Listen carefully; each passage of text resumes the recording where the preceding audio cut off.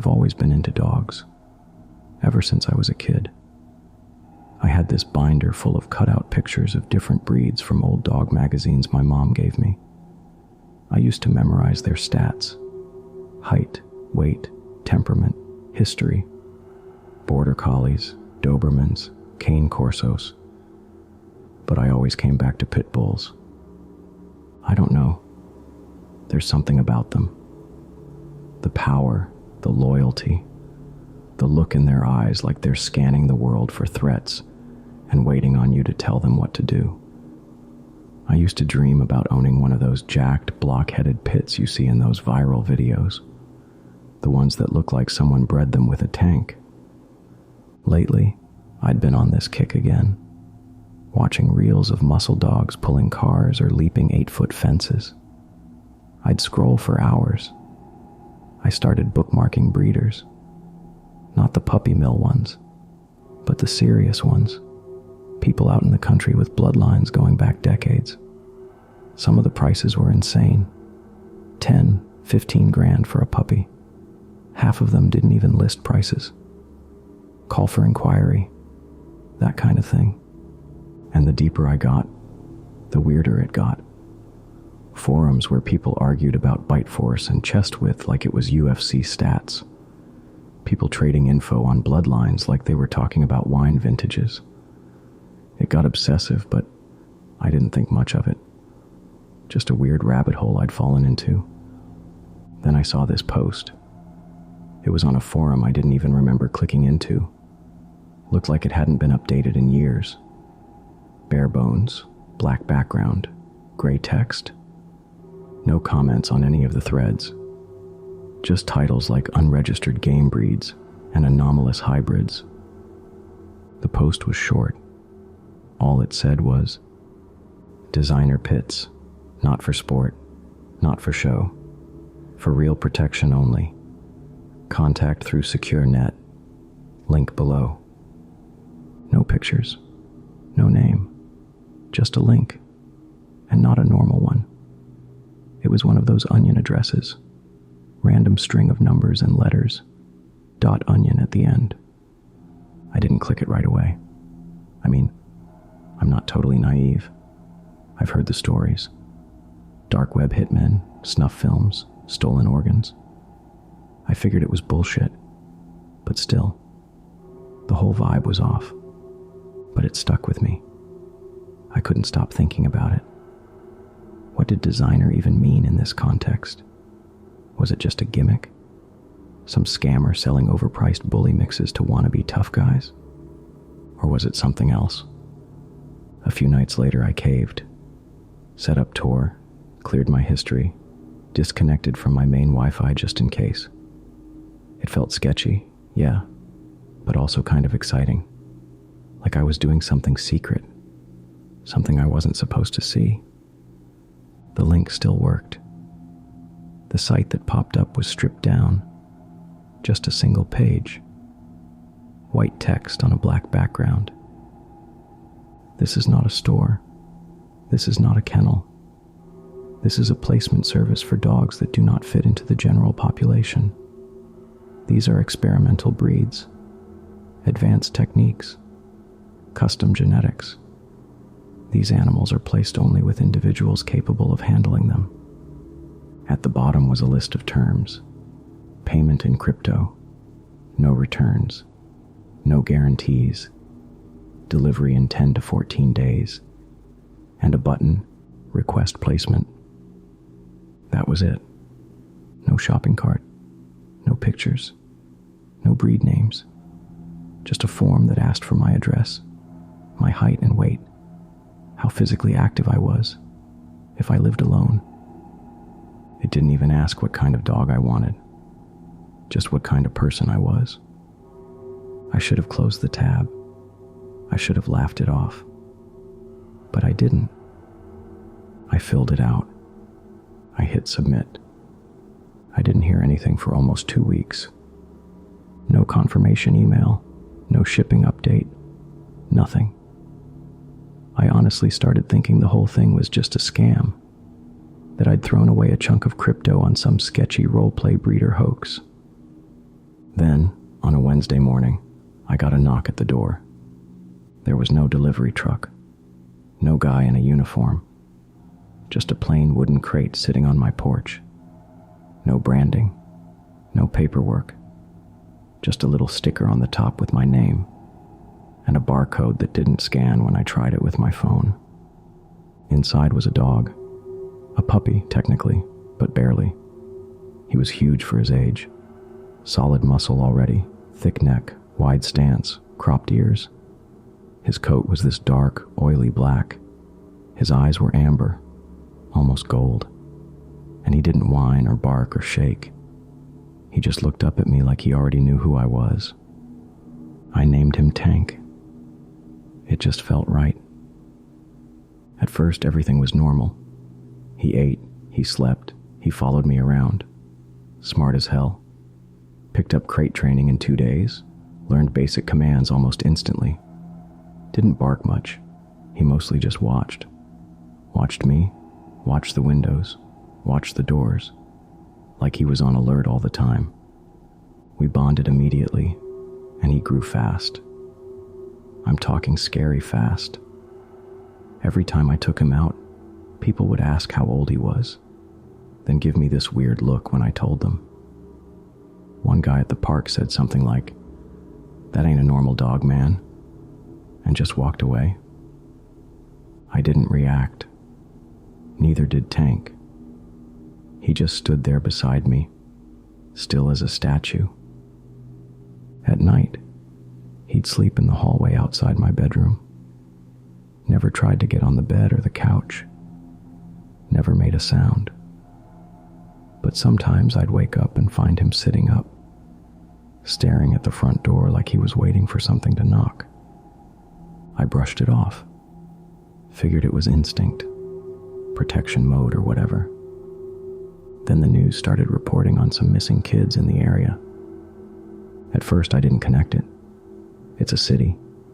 Kids run away. People go missing. But the stories kept coming. Same neighborhood, all within a few miles of me.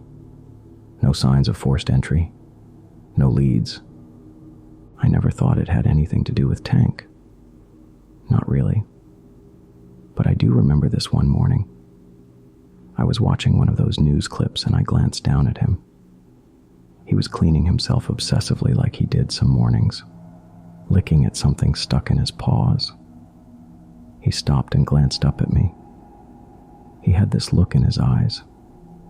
I don't know.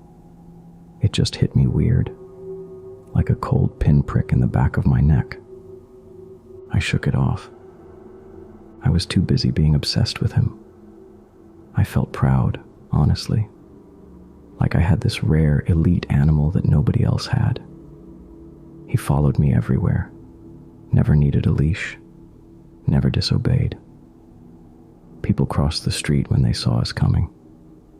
I liked that. He was perfect. Then, one night, something happened. I woke up around 3 a.m., and the house was dead silent. No breathing sounds from the hallway. No shifting weight on the floorboards. Tank wasn't there. I got up and checked every room. Hallway, kitchen, bathroom, basement. Doors were locked. I called his name. Nothing. I noticed the kitchen window was open, just wide enough for Tank to squeeze himself out. I threw on a hoodie and went outside with a flashlight. Walked up and down the block. No barking in the distance. No sound of claws on pavement. Just street lights and the occasional car passing a few blocks away. I stayed out for hours. Sunrise was just starting to come up when I finally went back inside, sat on the couch, and waited. I didn't know what else to do. He never ran off before. Then I heard a scraping sound at the front door, something dragging on wood. I opened it, and there he was. Tank. He stood on the porch, quiet, his head low and chest moving fast. He was covered in something damp and shiny. It looked like mud at first, but there was too much of it, and it was thick. It clung to his fur in patches and ran in streaks down his legs. His muzzle was soaked, and the smell hit me as soon as he stepped inside. It wasn't mud. He walked past me, dripping, and dropped something on the rug. It was a piece of torn clothing, just a scrap, soaked through, threadbare, no label. I didn't look too hard. Picked it up using a towel, stuffed it in a grocery bag, and took it straight to the outside bin. Then I grabbed the hose and washed him off in the yard. He didn't resist, just stood there, tail low, letting me scrub him down. Blood ran off him in thin streams. After that, I didn't sleep. Couldn't stop thinking about where he'd gone, what he'd done. I didn't want to believe it, but I'd seen the news. The missing kids. The way they were all from this part of the city.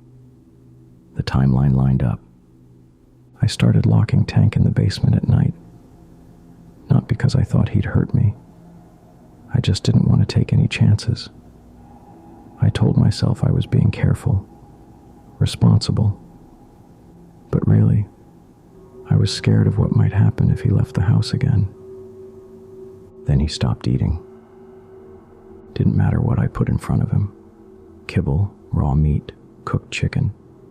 He wouldn't touch it. Wouldn't even sniff it for long. He didn't look sick. His eyes were clear. His coat was healthy. He just wasn't interested in food. A few days went by. I finally went out to a pet store and bought a live rabbit. Told the guy it was for a big snake. When I brought it home, Tank was lying in the corner of the basement. I set the rabbit down and opened the cage.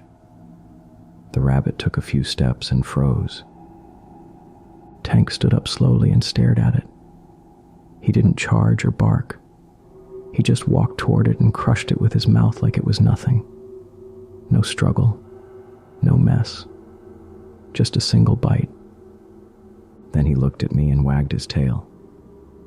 I stood there, still holding the empty cage. That's when I knew something had changed.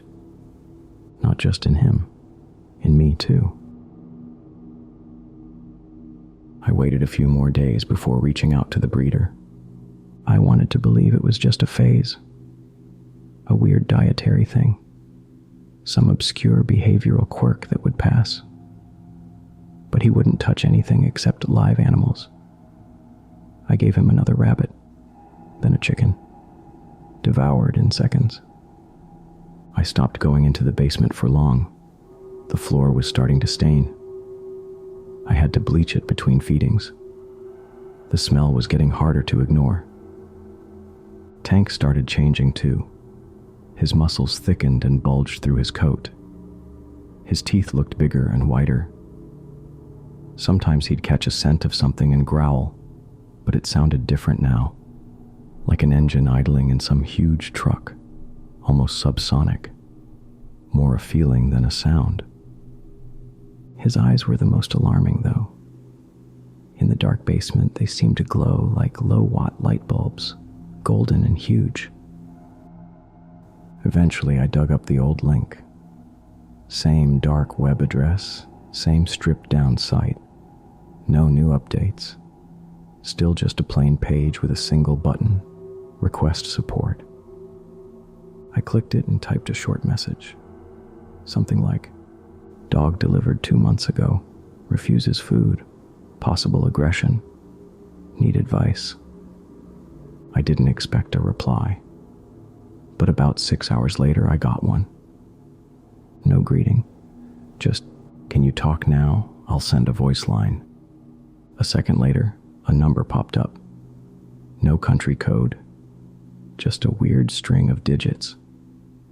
I picked up. The voice on the other end was quiet, male, sounded nervous, maybe trying not to wake someone up. He didn't ask my name or confirm any order number. He just said, "You need to put it down."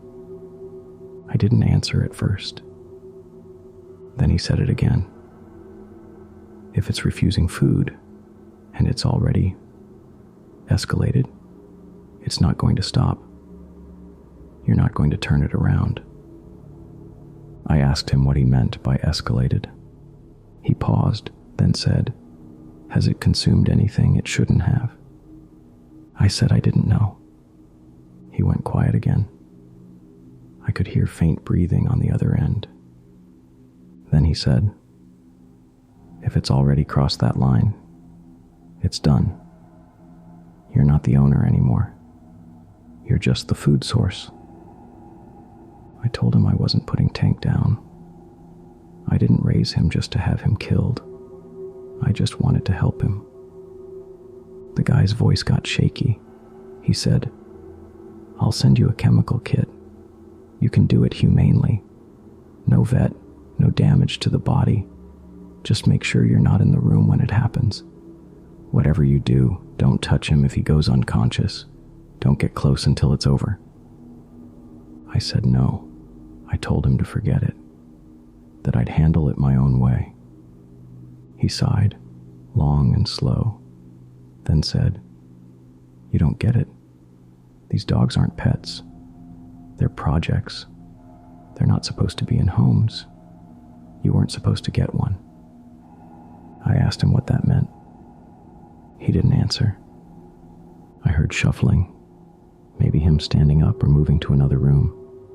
And then he said, "Look, I shouldn't have called you. I'm not part of this anymore. I don't even have access to the newer files. I'm trying to keep a low profile. Just kill it before things get worse." Then he hung up. I sat there with the phone still in my hand, staring at the basement door. It was quiet downstairs. No scratching, no pacing, just silence. I called a friend. He's not a vet, but he knows a lot about dogs. Grew up with working breeds, helped train a couple police K9s. I told him I needed help with an aggressive rescue case, something I couldn't take to the vet for legal reasons. He showed up that night. I didn't tell him everything. Just said the dog had been acting unpredictable, and I needed a second opinion. He followed me down into the basement. The smell hit him first, then the blood, then the cage I'd rigged up with plywood and chain. Tank was in the far corner, crouched low, eyes glowing faintly in the dim light. His shoulders had gotten wider. His legs looked too long for his body. He was silent, but his breath came out in these heavy bursts like a machine. My friend froze. He didn't say anything at first. Then he said, "This isn't a dog." He took out his phone and started taking pictures. And that's when Tank moved. He didn't charge right away. He didn't bark or growl. He just stood up. The movement was smooth, like his bones weren't shaped right anymore. His shoulders shifted outward, his back legs planted wide. His mouth hung open just enough to show his teeth. My friend stepped back fast. He said, "Open that cage and he'll kill you." I didn't say anything. The cage wasn't even locked. I hadn't locked it in days. Tank stepped forward once, slow and heavy. My friend raised both hands and said, "We're getting out of here. You can call animal control or, I don't know, somebody. But this isn't a dog. This thing's diseased or drugged or..." Tank lunged. There was no warning, no sound. Just a blur of movement and the sound of bone hitting concrete. He hit my friend so hard, he went down before he could scream. Tank landed on top of him and clamped his jaw around the side of his head. The sound it made, crunching bone and flesh. I grabbed a broom handle I'd left by the stairs and slammed it against Tank's back. Nothing. Slammed it again, harder. Still nothing. He kept going. The floor was slick with blood now. My friend's legs were twitching, but only for a few seconds. Then it was quiet again. Tank looked up, panting hard. His face was soaked. He walked toward me, slowly, ears down, tail wagging like we'd just finished playing fetch. He licked my hand. I didn't move. I just stood there shaking, covered in blood that wasn't mine, and let him lean into me. I should have run. I should have called the cops, or grabbed a knife, or done literally anything else. But I didn't. I knelt down next to him, put my hand on his neck. He nuzzled into it. That was the first time I really felt it. Not fear, not panic. Love. It hit me like a wave. I wasn't horrified. I was relieved. I finally understood him. He wasn't sick. He wasn't wrong. He was just hungry. And I'd been starving him. This was on me. I cleaned up the best I could. Took what was left of my friend, wrapped it in tarp, and dumped it in one of those construction site bins down the road. I kept the heart, liver, and intestines for Tank. Back home, I wiped my prints, scrubbed the basement until sunrise. Tank stayed upstairs the whole time, didn't make a sound. After that, everything changed. He stopped pacing, stopped growling, slept better, looked stronger. He was finally at peace. And I realized something. I couldn't keep him locked up anymore. Couldn't keep feeding him scraps from pet stores or shoving him into a cage like he was some kind of burden. He was mine, and I was his, and he deserved a good life. I bought an old Econoline van off Craigslist 2 towns over. Cash only. Guy didn't ask many questions. It smelled like mildew and gas, but it ran. I gutted the back and reinforced the floor with steel panels. Bolted in a welded crate, built-in water line, insulated the walls, padded everything. It looked rough, but functional, like something you'd transport zoo animals in. Tank didn't resist. I opened the basement door and he walked out like he'd just been waiting for me to figure it out. He climbed into the van, laid down, and didn't move until we hit the highway. The first few weeks were quiet. I parked in truck stops, rest areas, outside warehouses at night. We'd drive during the day, sleep in the van, keep moving. I stopped using my real name, paid for gas and cash, kept my head down. I kept thinking it would get harder, but it didn't. I started to figure out the pattern, the kind of people no one looked for, people already drifting, runaways, guys panhandling outside liquor stores, girls hitchhiking out of small towns. I learned how to find them, how to talk to them without looking suspicious. I'd offer a ride. Tank would wait in the crate, quiet, still, polite. And when the time came, I'd let him out. It was never messy for long. He was fast, clean, efficient. And afterward, he'd curl up in the van like a satisfied house pet, licking the blood off his paws. Now, I only drive at night, never stay in one place long. You probably think I'm some kind of monster. I get that. But I want you to understand something. This isn't about violence. It's not about some twisted thrill. I'm not doing this because I want to. I'm doing it because I love him. He's the best thing that ever happened to me. The only thing that's ever made me feel needed. Like I have a purpose. Like I belong somewhere. People don't get that kind of bond. Not really. And anyway, he's not hurting anyone that matters. He's just eating. We're on the move again now, heading west. Might settle near the desert for a while. Fewer cameras, fewer people asking questions. Tank's sleeping in the back. He had a good meal last night. There's a gas station coming up. I think I saw someone hitching just past the turnoff. Skinny guy, maybe late teens, carrying a duffel bag. Maybe I'll turn back and see if he wants a ride.